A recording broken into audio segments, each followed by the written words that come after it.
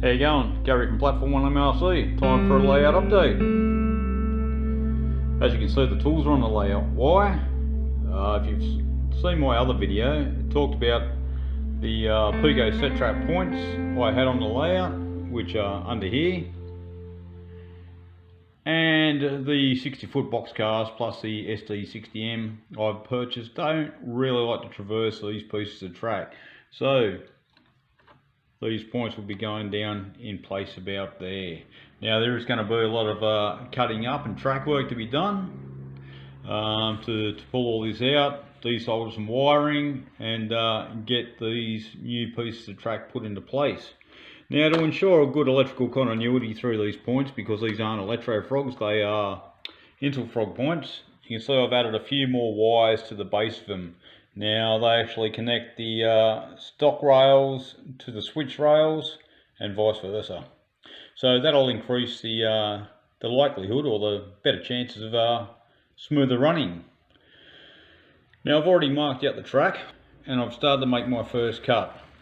As you can see, I've started to lift the rails here, and what I've noticed just down here and on the other rail is one of the bus wires that come up and connect to that rail. So I'll dive under the layout, snip those wires and just pull them out with these two rails here. Then it'll be a matter of lifting these points out. Probably end up using a chisel to get under them. It will do some damage to all the surrounds around here. You can imagine where the sleepers or the tyres are under the ballast, but hey, that's part and parcel of this. A lot of fun. I wish I didn't have to do it, but to ensure decent running, this is what I have to do. Okay, underneath the baseboard here, you can see a pair of droppers here. We've got some here, through here, and down this opposite end here. What I'll end up doing is just cutting these wires closer to the baseboard, so I've got this bit of flex here to actually solder new droppers to. And once I've got the track laid, I can drill back through the baseboard down, solder on the wires to the rails, feed them down through the baseboard and connect them up accordingly. With the wires cut under the layout, it made it a hell of a lot easier to get these first pieces of rail out. Now, the point will finish about here, but what I'm going to do is actually extend a bit of straight rail through here and place rail joiners on the end of that. That way I can have the point as close to the footpath there as possible. I'll just grab the track and show you what I mean. So that'll be positioned up to about there, and as you can see, the actual switch here is going to be reasonably close to the path here.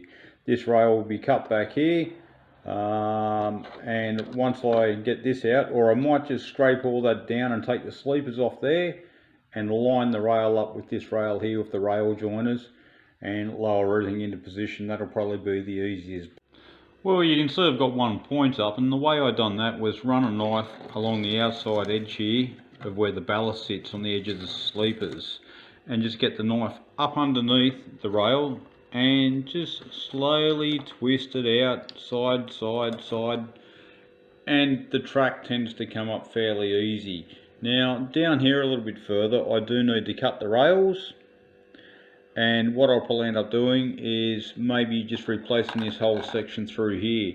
Now as you can see there's a piece of copper there and the rail soldered to that, so that'll probably be replaced in one go rather than cut this here, which I could do.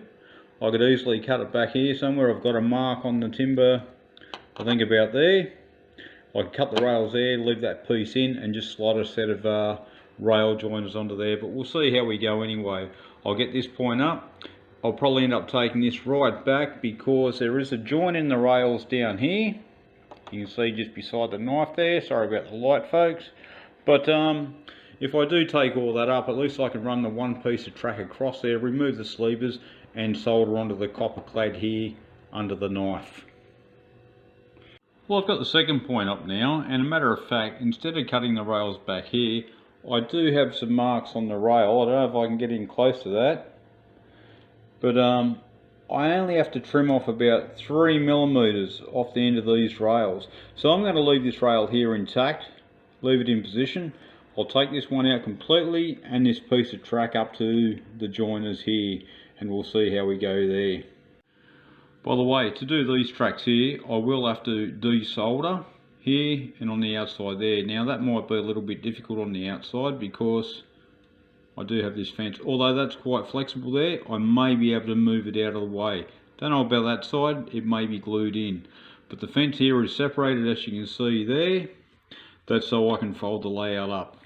Something I'll add before I carry on any further is the old point actuation bars here, you know, which go through the baseboard, through the foam there to the sides here. You'll see when I press that, she slides over, backwards, forwards. Now, I'm not going to use them anymore. They'll become redundant, so I'll desolder the screw here, take it out and pull the bars right out completely. Okay, so here we are after track up. Now, I did manage to get the sleepers out from under the footpath here. Hopefully I'll just be able to dampen the cardboard there and put it back into position. I will have to remove that one sleeper that's on the end of the rail here so I can slide the rail joiners on. And up at this end, where are we? I'll just move that out of the way. I did have a partial rail joiner on that rail that I had to slide off, which was a bit of a pain in the backside, but I managed to get it off anyway. Now, something I will have to do is use the Dremel with the wire wheel on it, just to clean up the end of the rails here and here, so the new rail joiners, you know, fit smoothly and we get good electrical contact between the rail and the joiner. I will put this into position just so you can see where we're up to. Okay, that goes there, and as you can see, I've also dug out a little bit of the scenery just around the footpath here for the switch to slide into when I throw the points. Now, like I said before, it's going to be manual. What it also does is allows me to see what other areas of ballast needs to remove, and as you can see down along this edge here, I'll have to remove at least another probably 5 to 10 mil of scenery there, ballast and grass, so that'll be the next thing to be done. Okay, I've got most surface smooth. There's still a little bit of rough stuff here which will rub off my finger anyway, or it may not be affected because the timber edge here is probably about half millimetre higher than the foam here. But look, everything's down, cut the shape, you know, the old scenery here is narrowed down. The ends of the rails have been filed with the, or not filed, but polished with the wire wheel. I have taken an extra sleeper out from the end here and polished the rails here with the wire wheel as well, so I can slip on some rail joiners there.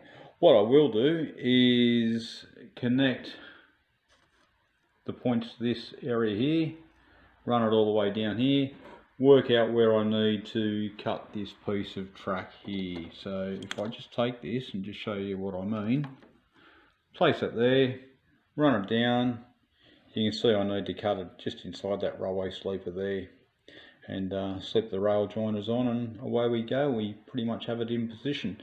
But I do need to slip this end in under the card here, which forms up the footpath. As you can see, it's raised there and it's raised there, so it'll sit down lower under there. So there we have the track successfully pushed in under the footpath here up to the existing track, and if I roll back up here, we have that point connected to the existing track here, no problem there. So that's all pretty good.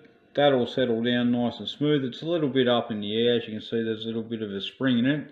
That's because I haven't cut this rail down here yet, but now I know exactly where to trim this rail, clean them up, and give the rails there, the existing rails, a bit of a polish on the wire wheel, slip on some new rail joiners, and away we go. Then it's a matter of filling in that piece of track there with an offcut and relaying this section right through here, like I said, up to the rail joiner right there. Okay, I've measured everything up, and as you can see, there's a cut there and a cut there on the opposite rail. I've actually cut down the edge of the ballast or the scenery down through here so I can lift this 3-inch section out. Back up this way, I've measured the other piece of flexi track and just cut a small section to go in here. That piece was the original piece that I had between the 2 points. Now if I put this into here, line it up to those joints there, you will see at this end it should all go in perfectly. Alright, here we are. We've got all the track into place. Everything fits smoothly. Okay, I lie, I don't have all the track into place because I still have to do that siding there. So that'll be the next bit. It's 20 to 12, that's 11:40 PM here in Oz, so I might hit the sack and get on with the rest of this tomorrow morning and get the wiring done, and we should be running trains.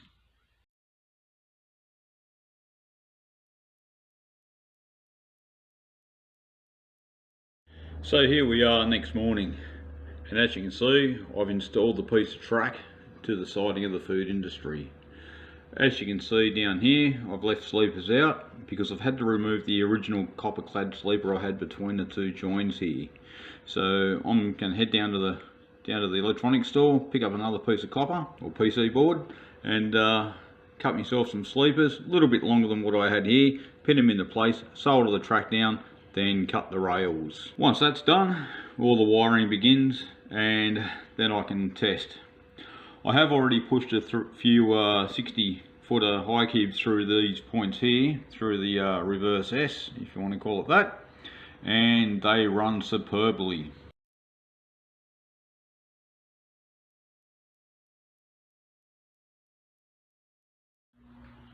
So I've been down to my local J-car, picked up some more wiring and a sheet of PC board, or what I'm going to use for copper clad sleepers. Now I've cut a section off here, that full width there, which is 75mm, 5mm thick, then cut that in half, which I have here. As you can see, I've already cut the groove into the centre and drilled a few holes in the ends.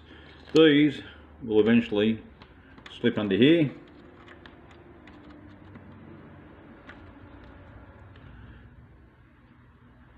As such, I'm going to screw them to the board where the previous ones were actually nailed down, and then just solder the rails straight onto the copper clad. Once that's done, I can run the Dremel through here and here and just cut the rail. All will be set in place, and then it's ready for wiring up. So I've completed the install of this piece of track here. As you can see, a couple of screws holding the PC board down, track soldered on, and they have been cut with the Dremel. Down the end here you can see a couple of droppers on each side, and droppers down here and the opposite side here. Now that's all wired into the bus. What I haven't wired in yet is this track here, and this set of points here. The other points here and here have been wired in, so there should be enough power there to get through up into that siding, through here, and also through the crossover. So we'll crank the loco up, we'll give her a run.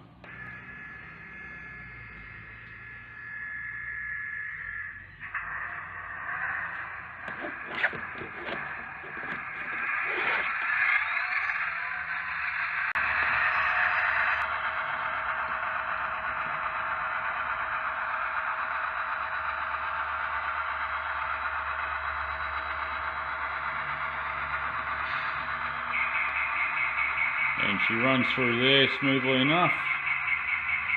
We'll give these points a flick.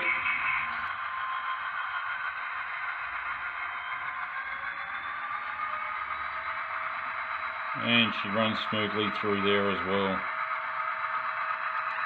I'm going to reverse her up and we'll put her up through the factory siding.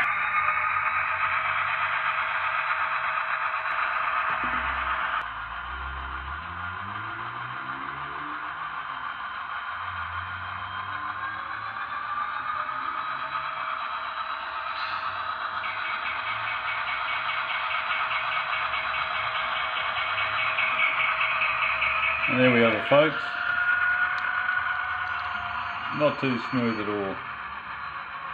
So I'm pretty happy with that. It was a pretty easy transition to swap this over, or conversion. And not too much damage down here at the railway crossing. As you can see, there's a little bit of card bent up here, but that's fine. And on the opposite side there, a bit of a groove in there, but hey, once it's all scenic in with a bit of ballast and dust and all that, back through here, you won't really notice. So there we go, folks, I'm happy with that. Having completed that,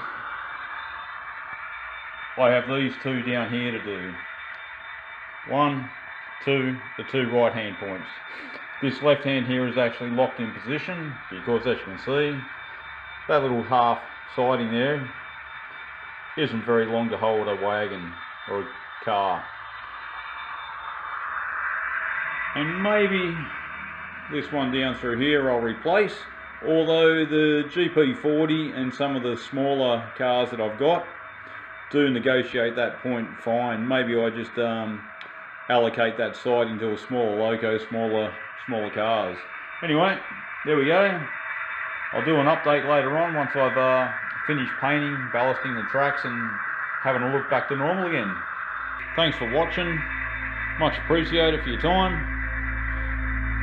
Until next time, cheers, Gary.